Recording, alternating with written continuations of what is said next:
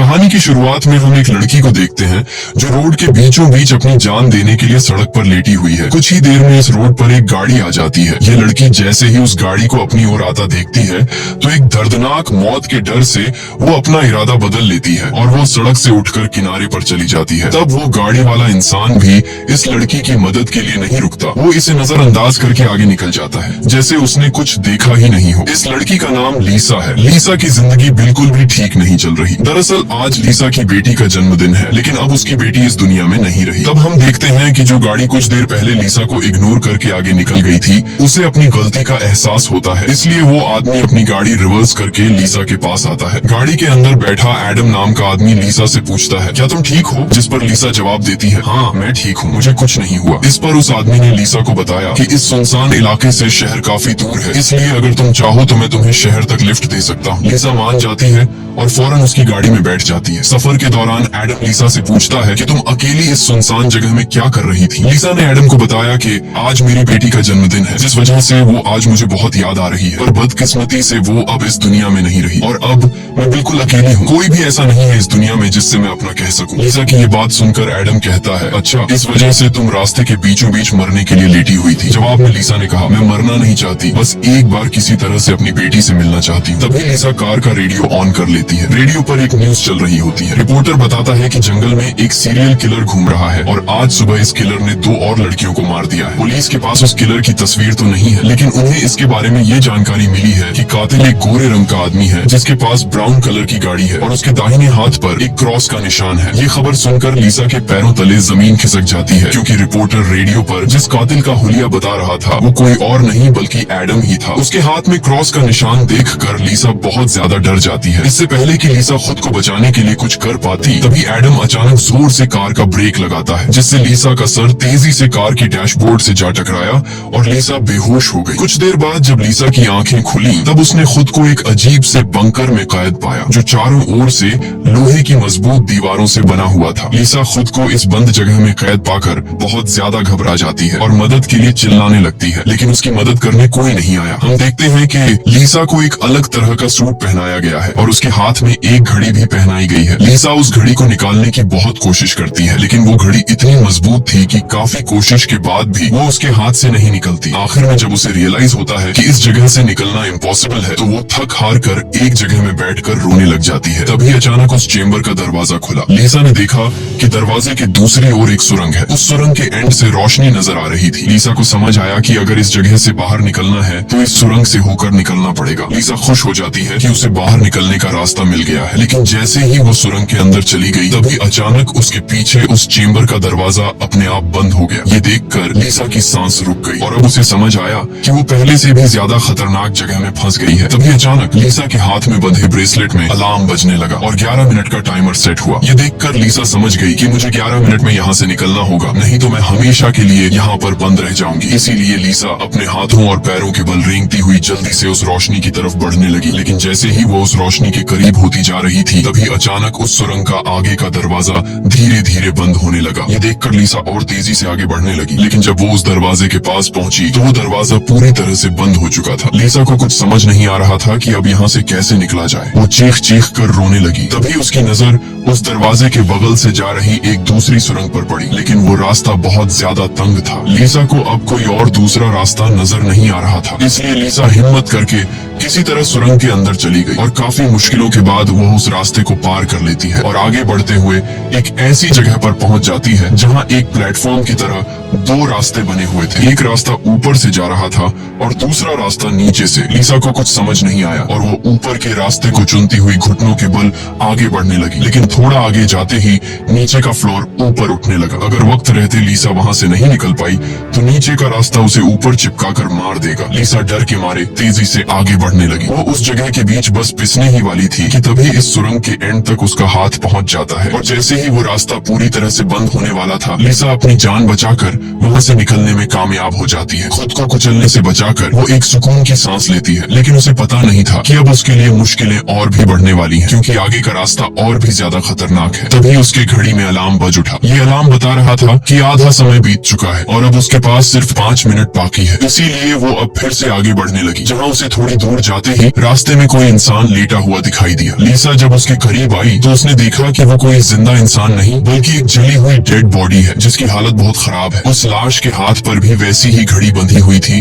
जैसी लीसा के हाथों पर बंधी थी। लीसा को समझ आ गया कि ये इंसान भी मेरी तरह इस सुरंग से निकलने की कोशिश कर रहा था, लेकिन वो यहाँ से निकलने में कामयाब नहीं हो सका और मारा गया। मतलब यहाँ से निकलना इम्पॉसिबल है। इस डेड बॉडी को देखकर लीसा की यहाँ से निकलने की बची कुची उम्मीद भी टूट गई, लेकिन उसने किसी तरह हिम्मत जुटाई और इस डेड बॉडी को साइड पर करके आगे बढ़ने लगी। जब वो घड़ी की तरफ देखती है तो उसके पास सिर्फ 2 मिनट का टाइम बचा हुआ था, इसीलिए वो और तेजी से आगे बढ़ने लगी। तभी अचानक एक मजबूत लोहे की सलाखों ने आकर उसका रास्ता रोक दिया। साथ ही उस सुरंग की दीवारों में से ढेर सारे हीटिंग पाइप निकलकर बाहर आने लगे और उस जगह को गर्म करने लगे। ये देख लीसा पूरी तरह से घबरा गई। वो समझ गई कि जल्द ही उसकी भी लाश उस जले हुए इंसान की तरह इस सुरंग में पड़ी होगी। उसे आगे क्या करना है कुछ समझ नहीं आ रहा था। तभी उसके पीछे दीवार का एक छोटा सा सेक्शन खुल गया, जिसे देख लीसा पीछे की तरफ रेंगती हुई उसके अंदर घुस गई। अगले ही पल एक कांच के दरवाजे ने इस सेक्शन को पूरी तरह से बंद कर दिया। जैसे ही लीसा के हाथ में बंधी घड़ी में टाइमर 0 पर पहुंचा, तभी उन हीटिंग पाइप से आग फुवारे की तरह निकलने लगी और देखते ही देखते वो पूरी सुरंग आग की लपटों में डूब गई। लीसा जिस सेक्शन में बंद थी वह पूरी तरह से सिक्योर था, जिस वजह से उसकी जान बच गई। कुछ देर बाद वो हीटिंग पाइप्स वापस दीवार में चली गई। लीसा जिस सेक्शन में बंद थी उस चेम्बर का दरवाजा खुल गया। लीसा ने जो कुछ अभी अपनी आंखों के सामने देखा उस वजह से लीसा उस सेक्शन से बाहर नहीं निकलना चाहती थी, पर उस सेक्शन की दीवार लीसा को बाहर धकेल देती है और पहले की तरह अपने आप सुरंग से जुड़ गई। लीसा जैसे ही वहाँ से बाहर आई तभी उसकी घड़ी में फिर से 11 मिनट का टाइमर सेट हुआ। वह जैसे ही थोड़ा आगे बढ़ी तभी उस सुरंग का ऊपरी हिस्सा नीचे आने लगा और बिल्कुल उसके साथ आकर चिपक गया। बस इतना गैप बचा कि वह रेंगते हुए यहाँ से आगे निकल सके। लीसा अब पूरी तरह से बेबस हो चुकी थी। वो जोर जोर से रोने लगी। जब उसकी नजर घड़ी पर पड़ी तो वहाँ उसका टाइम खत्म हो रहा था, जिसका मतलब था कि अब से ठीक 11 मिनट बाद फिर से उस सुरंग में आग का सैलाब आएगा और लीसा को राख कर देगा। वो सोचती है कि इतनी बुरी मौत मरने से अच्छा है कि क्यों ना एक बार फिर से वो यहाँ से निकलने की कोशिश करे। इसीलिए वो फिर से हिम्मत करके अपनी जान बचाने के लिए पीठ के बल अपने हाथों के सहारे रेंगते हुए आगे बढ़ने लगी। थोड़ी दूर ऐसे ही रेंगते हुए जाने के बाद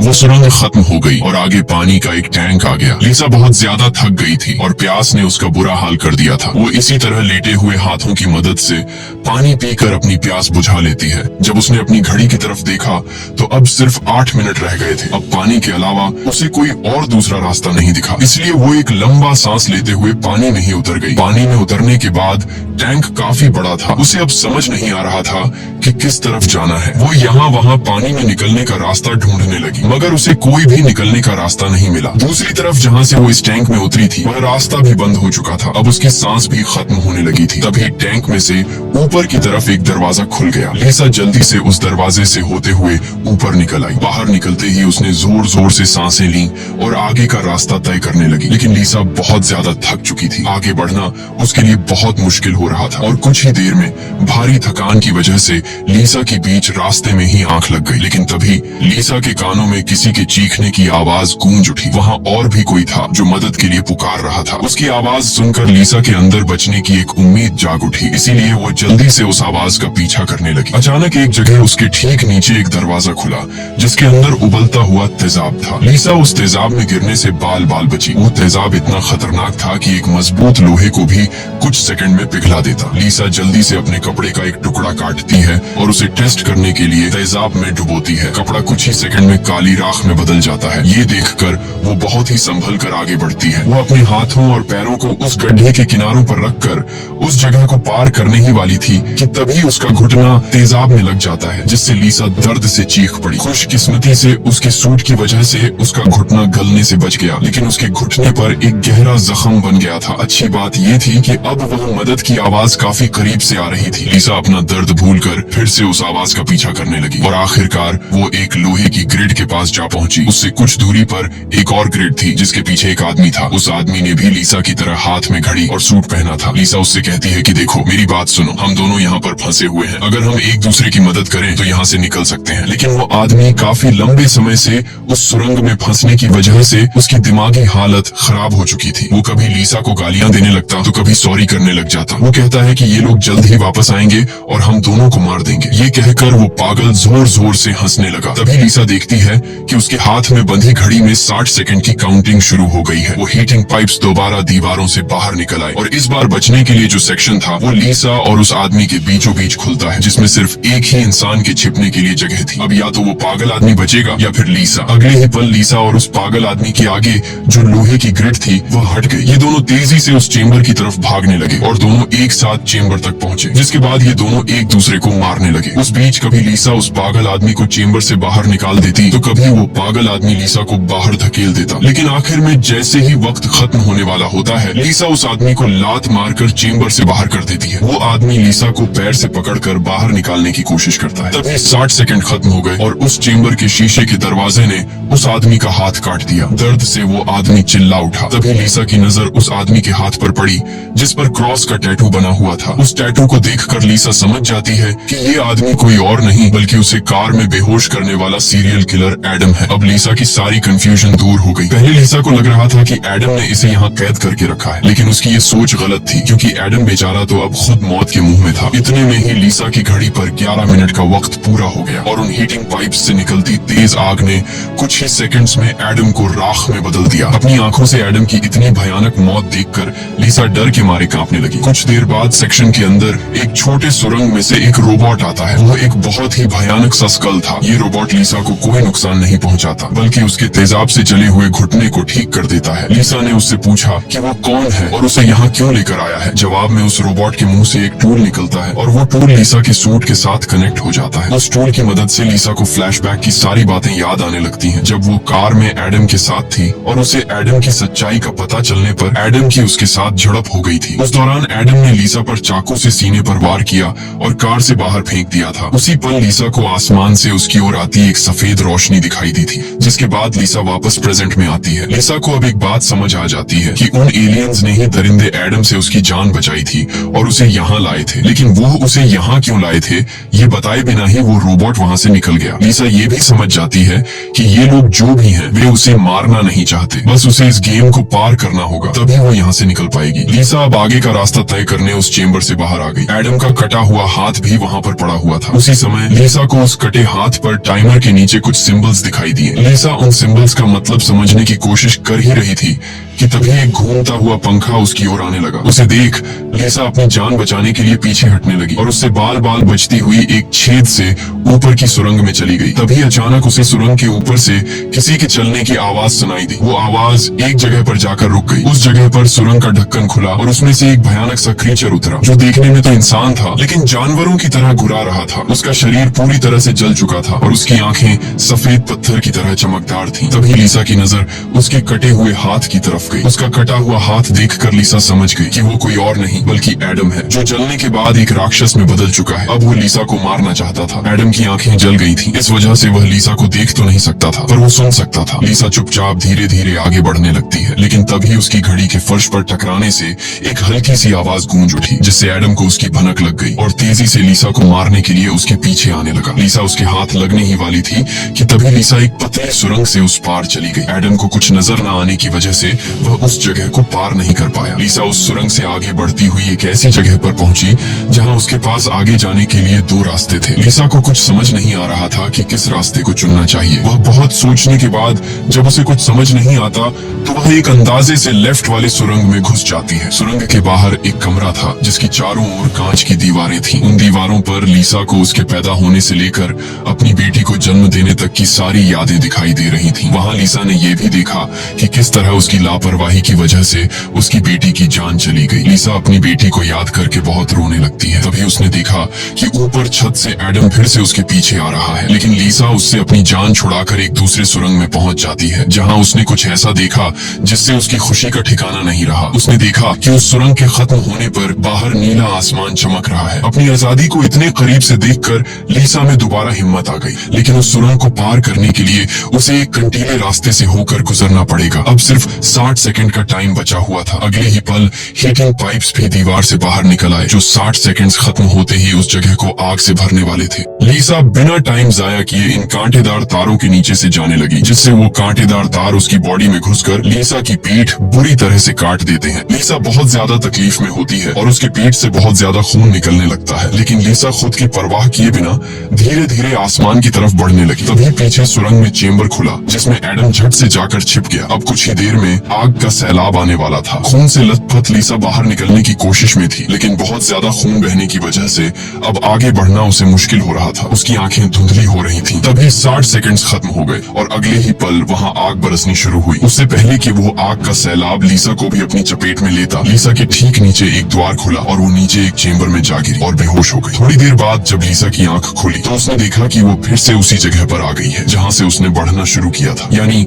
अब तक उसने जितनी भी मेहनत की यहाँ से निकलने की, वो सारी जाया चली गई। ये देखकर लीसा अब पूरी तरह से टूट चुकी थी। तभी वो रोबोट उसकी मरहम पट्टी के लिए दोबारा आ जाता है। लीसा ने उसे मरहम पट्टी करने से रोका, क्योंकि वो दोबारा ये सब दोहराने के लिए तैयार नहीं थी। उसने रोबोट से कहा कि वो अब सिर्फ मरना चाहती है। उस रोबोट ने लीसा की बात मान ली और उसके मुंह से एक इंजेक्शन निकलकर लीसा के शरीर की तरफ बढ़ने लगा। तभी लीसा को एडम के हाथ पर बने हुए निशान याद आ गए। वो समझ गई कि जरूर वो निशान यहाँ से बाहर निकलने का रास्ता बताते हैं, इसलिए वो अपने खून से दीवार पर एडम के हाथ पर बने हुए निशान बनाने लगी, जिसे काफी गौर से देखने के बाद लीसा को पता लगा कि ये तो एरो है जो यहाँ से निकलने की डायरेक्शन बताते हैं। जैसे कि पहला एरो लेफ्ट साइड की तरफ मुड़ा हुआ था, जिसका मतलब रास्ते में आने वाली पहली 2 सुरंगों में से उसे लेफ्ट साइड वाली सुरंग के अंदर जाना चाहिए। दूसरे नंबर का एरो राइट साइड की ओर मुड़ा हुआ था, यानी पहली सुरंग को पार करने के बाद जब फिर से एक साथ 2 सुरंगें आएंगी तब राइट साइड वाली सुरंग के अंदर जाना चाहिए। उसे लगा कि जरूर मेरे हाथ की घड़ी के नीचे भी इसी तरह के सिंबल्स बने होंगे जो यहाँ से बाहर निकलने की डायरेक्शन बताते हैं। ये समझते ही लीसा ने उस रोबोट से उसके जख्मों को ठीक करने को कहा। जख्मों की मरहम पट्टी होते ही वो एक नई उम्मीद के साथ फिर से इन टनल्स में निकल पड़ी। लीसा पहले भी इन सुरंगों से गुजर चुकी थी, इसलिए वह बड़ी आसानी से उन सुरंगों को पार करते हुए आगे बढ़ने लगी और उस तेजाब से भरे गड्ढे के पास जाकर रुक गई। वहाँ उसने अपनी घड़ी को तेजाब में जलाकर उसे अपनी कलाई से अलग किया। उसकी कलाई पर भी ठीक वैसे ही सिंबल्स थे जैसे एडम के हाथ पर थे, बस उनमें थोड़ी बहुत चेंजिंग थी। लीसा उस जली हुई घड़ी को अपने हाथों में लिए हुए आगे बढ़ने लगी और उस जगह पर पहुंच गई जहां उसने पहली बार इन 2 टनल्स में से लेफ्ट वाले टनल को चुना था, लेकिन सिंबल्स के मुताबिक सही सुरंग राइट वाली है। वो जल्दी से राइट वाली सुरंग में चली गई, जहां आगे जाकर उसे 2 और सुरंगें मिली जिनमें सही सुरंग लेफ्ट वाली थी। इसी तरह लीसा अपने हाथ पर बने निशान की मदद से हर बार सही रास्ता चुनकर आगे बढ़ रही थी, लेकिन तभी एक बार फिर से एडम उसके पीछे पड़ गया। यहाँ लीसा समझदारी से काम लेते हुए एडम को गुमराह करने के लिए एक सुरंग के अंदर अपनी घड़ी फेंक दी और खुद दूसरी सुरंग में छिपकर बैठ गई। एडम घड़ी की आवाज का पीछा करते करते दूसरी सुरंग में घुस गया। एडम के जाते ही जब लीसा ने अपनी कलाई पर बने सिंबल्स चेक किए तो उसे पता चला कि उसने एडम को जिस सुरंग में भेजा था वही सही सुरंग थी। ये देखकर लीसा बहुत ज्यादा परेशान हो गई। अब लीसा के पास कोई दूसरा रास्ता नहीं था, इसलिए वो धीरे से एडम जिस टनल में था वो भी उस टनल में घुस गई। ये टनल काफी अजीब सा था, ऐसा लग रहा था कि यह टनल जैसे किसी बड़े जानवर का पेट हो। लीसा धीरे धीरे आगे बढ़ने लगी। थोड़ा सा आगे जाकर उसने देखा कि उसकी घड़ी सामने पड़ी हुई है, लेकिन एडम भी वहाँ पर मौजूद है। एडम अब चूंकि देख नहीं सकता था, इसलिए लीसा चुपके से उस घड़ी को उठा लेती है और तभी घड़ी में 60 सेकंड्स बचे होने का अलार्म बजने लगा, जिसकी आवाज से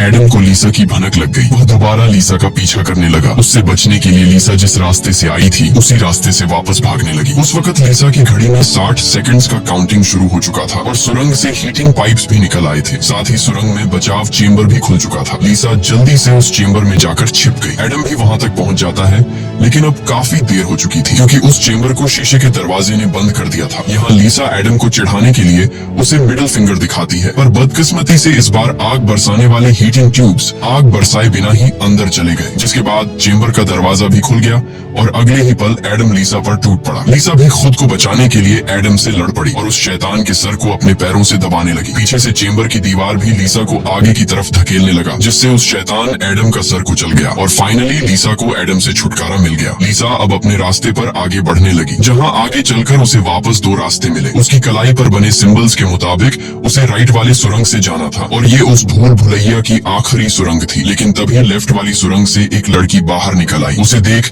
लीसा की आंखें खुली की खुली रह गईं और वो रोने लगी क्योंकि यह लड़की कोई और नहीं बल्कि उसकी बेटी नीना थी। नीना के मरने के बाद से लीसा ने जीना ही छोड़ दिया था। उसकी बस यही एक ख्वाहिश थी कि वो किसी तरह नीना से मिल पाए और आखिरकार आज उसकी ये ख्वाहिश भी पूरी हो गई। नीना ने अपनी माँ लीसा से कहा कि अब दोबारा मुझे फिर से अकेला मत छोड़ना, जिस पर लीसा ने जवाब दिया, नहीं बेटा, मैं हमेशा तुम्हारे साथ रहूंगी। जिस पर नीना कहती है, तो फिर आओ मेरे साथ लेफ्ट वाले टनल में चलो। लीसा रोते हुए बोली, नीना, मैं तुम्हें फिर से खोना नहीं चाहती, लेकिन सच तो ये है कि तुम पहले ही मर चुकी हो और मेरी मंजिल दूसरी सुरंग में है। इतना कहकर लीसा वहाँ से जाने लगी। पीछे से नीना उसे पुकारती रही, लेकिन लीसा दिल पर पत्थर रखकर उस सुरंग से बाहर निकली। बाहर आते ही लीसा फूट फूट कर रोने लगती है। उसके बाद लीसा ने बिना समय गंवाए राइट वाली सुरंग में घुस गई, जहाँ उसे सुरंग के अंत में खुला आसमान दिख रहा था। वो खुश होकर तेजी से आगे बढ़ने लगी, लेकिन तभी उसके रास्ते में 3 लोहे के ब्लेड्स आ गए जो लगातार तेजी से ऊपर नीचे हो रहे थे, जिन्हें पार करने का मतलब था खुद के टुकड़े करवाना। लेकिन लीसा को हर हाल में यहाँ से निकलना था, इसीलिए उसने गौर किया कि उनमें से पहला ब्लेड हर 4 सेकंड्स में एक बार नीचे आ रहा है। लीसा उसके करीब पहुंची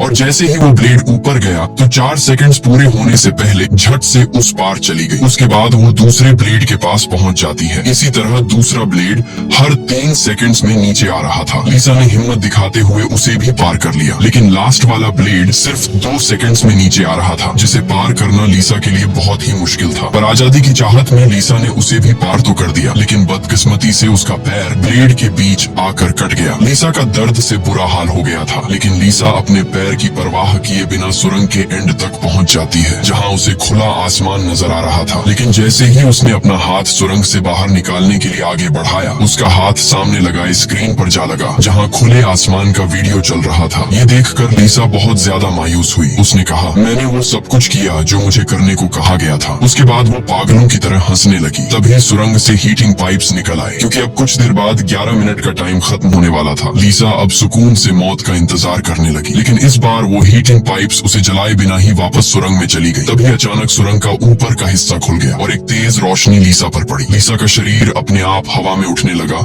और उस रोशनी में समा गया। थोड़ी देर बाद जब लीसा की आंख खुली तो उसने खुद को एक झरने के किनारे पाया, जिसे देख लीसा के चेहरे पर मुस्कान वापस लौट आई। वहाँ पर नीना भी मौजूद थी। लीसा ने नीना से पूछा, क्या मैं मर चुकी हूँ? इस पर नीना ने कहा, तुम्हारा शरीर एक बार नहीं बल्कि अब तक कई बार मर चुका है। लीसा ने फिर से पूछा कि अब यहाँ मुझे क्या करना है? जिस पर नीना ने जवाब दिया, यहाँ तुम्हें बस जीना है और कुछ नहीं करना। यहाँ हमें पता चलता है कि जिस जगह पर लीसा अब मौजूद थी वो जगह दुनिया नहीं बल्कि कुछ और ही थी और किसी स्वर्ग की तरह खूबसूरत थी। इस फिल्म की शॉर्टकट एक्सप्लेनेशन ये है कि लीसा जब एडम के साथ कार में सफर कर रही थी, तब एडम ने लीसा पर चाकू से वार करके उसे मार दिया, जिसके बाद वह सीधा नरक पहुंची। वहाँ उसके पाप धुल गए और एंड में वह स्वर्ग जा पहुंची। इसी के साथ ये कहानी खत्म हो जाती है। अगर वीडियो आपको अच्छी लगी हो तो हमारे चैनल को सब्सक्राइब और वीडियो को लाइक कीजिए।